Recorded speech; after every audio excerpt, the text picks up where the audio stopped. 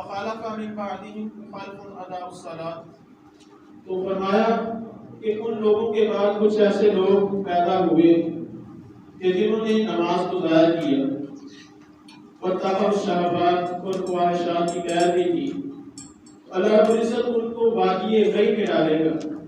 حضرت عبداللہ بن عباس رضی اللہ تعالیٰ عنہ فرماتے ہیں کہ وادی غی یہ جہنم میں ایک وادی ہے، اور یہ ایسی وادی ہے کہ جس میں اس قدر گرمی ہے، اس قدر اس کا عذاب سخت ہے کہ جہنم بھی روزانہ رب کی بارگاہ میں دعا کرتی ہے، یا اللہ ہمیں اس کی گرمی سے محفوظ کرنا۔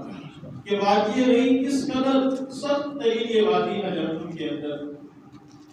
حضرت عبداللہ بن عباس رضی اللہ تعالیٰ فرماتے ہیں، انہوں نے قیامت کی نشانیوں کو بیان کرتے ہوئے ارشاد فرمایا قیامت کی نشانیوں میں سے ایک نشانی یہ ہے کہ لوگ نماز نہیں پڑھیں گے اور اپنی خواہشات کی پیروی کریں گے، اور جو حکمران ہوں گے وہ بددیانت ہوں گے اور وزیر فاسق ہوں گے۔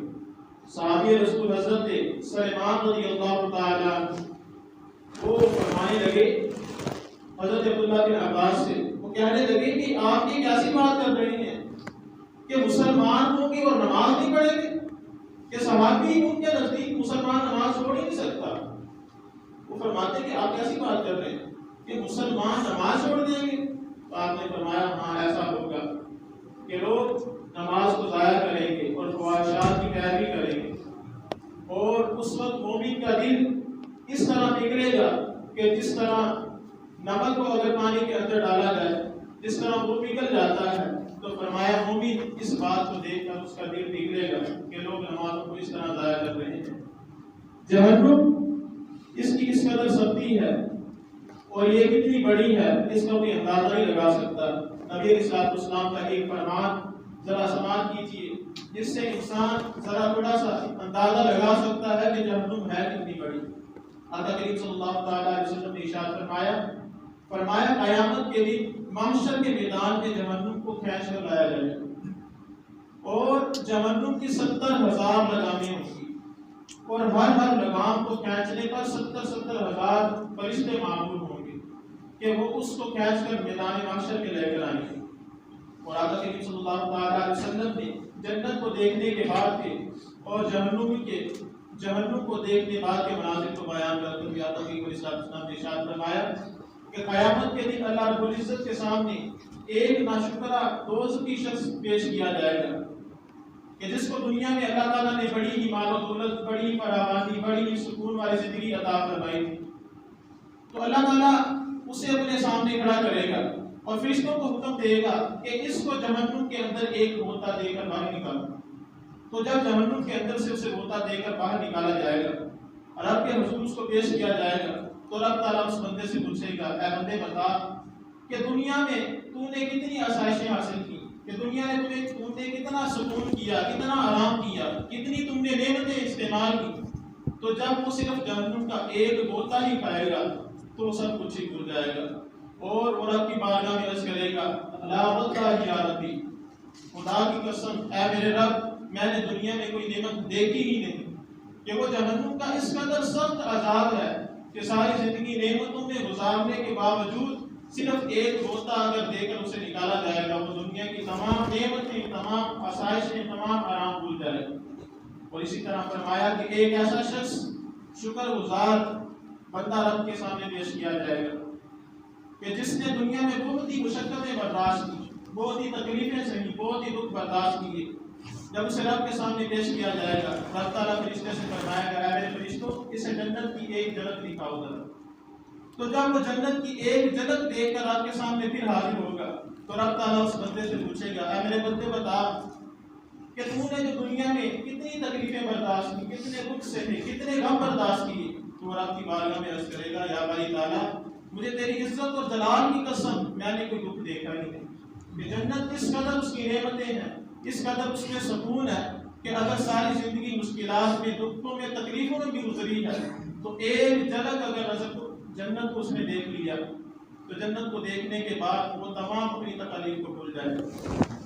آپ صلی اللہ علیہ وسلم نے اس دنیا کی زندگی کو آخرت کے مقابلے میں بیان کرتے ہوئے آپ نے ایک بڑی ہی پیاری مثال دے کر سمجھایا کہ اس دنیا کی زندگی آخرت کے مقابلے میں اس کی کیا حیثیت ہے، کہ یہ زندگی جس کو انسان جس میں سارا کچھ لگا دیتا ہے، جس کے لیے بڑی محنت کرتا ہے، اللہ اس کے رسول کے احکامات کی نافرمانی کرتا ہے، فرمایا اس دنیا کی حیثیت آخرت کے مقابلے میں ہے کیا؟ آقا کریم صلی اللہ تعالیٰ علیہ وسلم نے ارشاد فرمایا دنیاوی زندگی کی حیثیت آخرت کے مقابلے میں اس طرح ہے کہ جیسے تم میں سے کوئی ایک شخص سمندر کے اندر اپنی انگلی ڈبو دے اور جب اپنی انگلی کو باہر نکالے تو جتنی تری اس کی انگلی کے ساتھ ہے، فرمایا جس طرح انگلی پر لگی ہوئی تری کو جو نسبت سمندر کے ساتھ ہے، یہی دنیاوی زندگی کو آخرت کے ساتھ نسبت ہے کہ سمندر میں اگر انگلی انسان ڈالے گا تو کتنا پانی اس کے ساتھ ہوگا، ذرا سی تری، اور اس کا سمندر کے ساتھ کیا مقابلہ۔ فرمایا یہ دنیا کی زندگی آخرت کے مقابلے میں اس حیثیت ہے، اس کی یہ حیثیت ہے کہ یہ 2-4 دن کی زندگی ہے، اور جو قیامت کی آخرت کی زندگی ہے وہ ہمیشہ رہنے والی زندگی ہے اور کبھی بھی ختم نہیں ہوتی۔ تو اس وقت تو موت کو بھی موت آ جائے گی کہ پھر کسی کو اس کے بعد موت نہیں آئے گی۔ جو جنت میں ہمیشہ جنت کی نعمتیں اس سے لطف اندوز ہوگا، جو اس پر اللہ کا عذاب ہوگا وہ اس عذاب کو دے گا۔ اور حضرت مفتی احمد مفتی امین رحمۃ اللہ علیہ نے اپنے رسالہ میں ایک نسخہ بیان کیا ہے۔ انہوں نے کہا کہ جو جہنم سے بچنا چاہتا ہے وہ 3 کام کر لے کہ جنت ہی جنت ہے اس کے لیے۔ یہ 3 کام وہ کر لے کہ سب سے پہلی چیز یہ کہ ادب مصطفیٰ اور عشق مصطفیٰ صلی اللہ تعالیٰ علیہ وسلم کو اپنے دل میں بسا لے، اور دوسرا نماز کی پابندی کو اختیار کرے، اور تیسرا درود پاک کی کثرت کرے۔ کسی شخص نے کہا کہ آپ نماز کا ذکر کرتے ہیں، باقی چیزیں بھی ہیں، حقوق العباد بھی ہیں، باقی اعمال ہیں، ان کا کیا؟ آپ نے فرمایا، اللہ تعالیٰ ارشاد فرماتا ہے ان الصلاۃ تنہی عن الفحشاء والمنکر، کہ بے شک نماز بے حیائی اور برے کاموں سے روکتی ہے۔ کہ اگر انسان نماز پڑھے گا، نماز اس کی کامل ہوگی تو اس کی نماز اس کو تمام گناہوں سے روک دے گی۔ اس کی نماز حقوق العباد ادا کرنے پر بھی اس کو ابارے گی، لوگوں کا حق کھانے سے بھی منع کرے گی، کسی پر ظلم کرنے سے بھی منع کرے گی، کہ نماز اللہ فرماتا ہے بے حیائی اور برائی سے روکتی ہے۔ تو نماز اس کی بہت ہی زیادہ فضیلت ہے۔ حضرت مطرب رحمۃ اللہ علیہ آپ سفر کر رہے تھے، راستے میں ایک قبر کے پاس آپ ٹھہرے، وہاں آپ نے 2 رکعت نماز پڑھی اور تھکاوٹ کی وجہ سے صحیح طور پر ادا بھی نہ کر سکے، وہیں لیٹ گئے اور نیند آ گئی تو خواب میں کہ سوئے ہوئے تھے وہی مردہ ان کے ساتھ ہم کلام ہو گیا۔ تو اس مردے نے کہا کہ آپ نے یہ جو 2 رکعت پڑھی ہے آپ اس کو بہت ہی کم شمار کر رہے ہیں۔ آپ نے فرمایا ہاں بالکل میں اسی طرح شمار کر رہا ہوں۔ تو اس نے کہا کہ آپ کے پاس ابھی زندگی ہے، آپ کے پاس وقت ہے، لیکن نماز کی فضیلت کو آپ نہیں جانتے۔ میں مردہ ہوں، میں اس کی فضیلت کو پہچان چکا ہوں، لیکن میرے پاس اب وقت نہیں اس کو پڑھنے کے لیے۔ کہ یہ جو 2 رکعت جس کو تو بوجہ کمزوری یا تکلیف کی وجہ سے، تھکاوٹ کی وجہ سے کم محسوس کرتا ہے، یہ ہمارے لیے بہت ہی بڑی ہے کہ جب انسان اس دنیا سے چلا جاتا ہے وہ یہ خواہش کرتا ہے کہ اس سے صرف تھوڑا سا لمحہ بھی مل جائے کہ وہ واپس جا کر رب کے حضور سجدے میں رہے گا، کہ اپنا سر بھی سجدے سے نہیں اٹھائے گا۔ ایک حضرت معروف کرکی رحمۃ اللہ علیہ بہت ہی بڑے صوفی بزرگ گزرے ہیں، ان کی بارگاہ میں ایک شخص حاضر ہوا اور اس نے کہا کہ رات میں نے ایک ایسا واقعہ دیکھا ہے کہ جس نے مجھے بہت ہی متاثر کیا، جو میری توبہ کا سبب بنا ہے۔ تو پوچھا وہ کیا ہے؟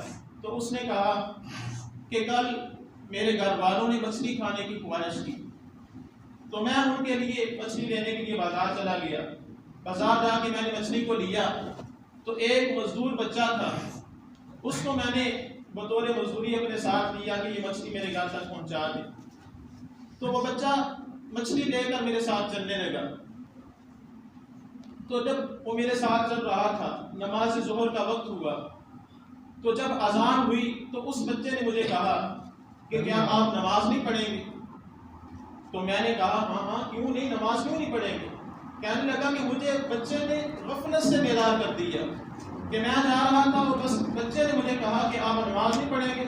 تو فرمایا ہاں کیوں میں نماز کیوں نہیں پڑھوں گا؟ تو کہتے ہیں کہ ہم پھر نماز پڑھنے کے لیے مسجد میں جانے لگے۔ اس بچے نے اپنا برتن تھا جو مسجد کے باہر ہی رکھ دیا، مسجد میں داخل ہو گیا۔ تو میں نے دل میں کہا کہ اس بچے نے اپنے برتن کو نماز پر قربان کر دیا، تو کیوں نہ میں اپنی مچھلی اس نماز پر قربان کر دوں۔ تو کہتا میں بھی مسجد میں چلا گیا، نماز پڑھی، جماعت ہوئی، جماعت کے ساتھ نماز پڑھنے کے بعد باہر آئے تو اسی طرح وہ برتن موجود تھا۔ تو جب میں مچھلی لے کر اس کے ساتھ اپنے گھر آیا، گھر والوں کو یہ سارا واقعہ سنایا، تو گھر والوں نے کہا کہ اس بچے کو اپنے ساتھ کھانے میں شریک کر لیں، اس کو کھانے کی دعوت دیں۔ وہ شخص کہتا ہے میں نے اس نوجوان کو، اس بچے کو کھانے کی دعوت دی تو اس نے کہا کہ میں روزہ دار ہوں۔ تو اس شخص نے کہا، میں نے کہا چلو پھر ہمارے پاس افطار کرنے کا۔ تو اس نے کہا چلیں آپ مجھے مسجد کا راستہ بتا دیں، مسجد دکھا دیں، میں ادھر ہی ہوں، آپ کے پاس افطار کر لوں۔ تو وہ شخص کہتا ہے کہ پھر مغرب کی نماز پڑھ لی، نماز مغرب کے بعد وہ مسجد میں ہی تھا۔ میں نے اسے کہا کہ چلو آؤ ہمارے گھر کھانا کھا لو۔ تو اس نے کہا کہ اب نماز عشاء کا وقت ہونے والا ہے، کہ عشاء کی نماز پڑھ کے ہی آپ کے ساتھ چلوں گا۔ تو عشاء کہتا ہے نماز عشاء پڑھنے کے بعد وہ میرے ساتھ میرے گھر میں آیا۔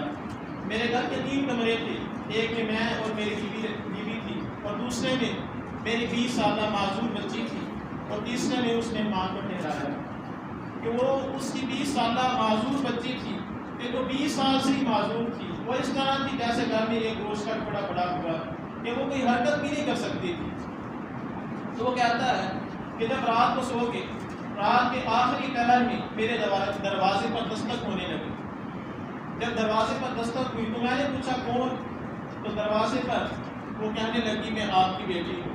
تو میں نے کہا میری بیٹی تو 20 سال سے وہ معذور ہے، وہ تو چل نہیں سکتی، وہ تو ایسے ہے جیسے گھر میں ایک گوشت کا ٹکڑا پڑا ہوا ہو۔ تو بیٹی نے کہا کہ آپ دروازہ کھول کے دیکھیے تو صحیح میں آپ کی ہی بیٹی ہے۔ تو کہتے ہیں جب دروازہ کھولا دیکھا تو میری بیٹی ہی صحیح سلامت کھڑی تھی۔ میں نے اپنی بیٹی سے پوچھا کہ تجھے یہ شفا کیسے حاصل ہوئی، کہ یہ تجھے صحت کیسے عطا کی گئی؟ تو اس نے کہا کہ رات آپ ایک بچے کا، ایک نوجوان کا، ایک اللہ کے ولی کا تذکرہ کر رہے تھے، تو میرے دل میں یہ خیال آیا کہ میں کیوں نہ رب کی بارگاہ میں دعا کروں، کہ اس نیک بندے کے وسیلہ سے رب کی بارگاہ میں دعا کروں۔ تو میں نے رب کی بارگاہ میں اس نیک بندے کے وسیلہ سے دعا کی، یا باری تعالیٰ اگر واقعی یہ شخص تیری بارگاہ میں عظمت والا ہے تو اس کے وسیلہ سے مجھے شفا عطا فرما دے۔ تو کہتی ہے کہ میں نے رب کی بارگاہ میں یہ دعا کی تو اللہ تعالیٰ نے مجھے شفا عطا کر دی، اور آپ دیکھ رہے ہیں کہ میں بالکل صحیح سلامت ہوں۔ تو وہ شخص کہتا ہے میں اس جوان کے کمرے کی طرف بڑھا، تو جب میں جوان کے کمرے کی طرف گیا تو وہ کمرہ خالی تھا، اس میں وہ شخص موجود نہیں تھا۔ تو جب حضرت معروف کرکی رحمۃ اللہ علیہ کے سامنے اس نے یہ واقعہ بیان کیا تو آپ نے فرمایا کہ بے شک اللہ تعالیٰ کے بندوں میں، اس کے ولی بچوں میں، جوانوں میں اور بوڑھوں میں بھی موجود ہے، کہ جوانی میں بھی اللہ کی جو اللہ کا قرب، اللہ کی ولایت حاصل کی جا سکتی ہے، کہ جوانی میں بھی اللہ کا قرب حاصل کیا جا سکتا ہے۔ مولا علی شریف خدا رضی اللہ تعالیٰ فرماتے ہیں کہ مجھے جوان کی سب سے زیادہ عبادت پسند ہے، اور آقا کریم صلی اللہ تعالیٰ علیہ وسلم نے ارشاد فرمایا من شاب نشأ فی عبادت اللہ، فرمایا کہ جس جوان نے اپنی ابھرتی ہوئی جوانی کو رب کی بارگاہ میں گزار دی، تقوی کے سائے میں گزار دی، تو فرمایا قیامت کے دن اللہ تعالیٰ اسے اپنے عرش کے سائے میں عطا کرے گا، اپنے عرش کے سائے میں جگہ عطا فرمائے گا۔ کہ یہ جوانی اپنی رب کی بارگاہ میں رب کے احکامات پر عمل کرتے ہوئے گزار دی، اور فرمایا اس جوان کو اللہ تعالیٰ قیامت کے دن اپنے عرش کے سائے میں جگہ عطا فرمائے گا۔ تو بوڑھا ہو کے بھی نیک انسان ہو جائے تو بڑی بات ہے، لیکن اگر جوانی میں توبہ کی توفیق نصیب ہو جائے، جوانی میں ہی انسان اپنی جوانی کو رب کی بارگاہ میں رب کے احکامات کے مطابق گزار دے تو پھر آخرت بھی اس کی سبر جائے گی، دنیا میں بھی کامیاب ہو جائے گا۔ اللہ خالق کائنات کی بارگاہ میں دعا ہے، اللہ خالق کائنات ہمیں آخرت کی تیاری کرنے کی توفیق عطا فرمائے۔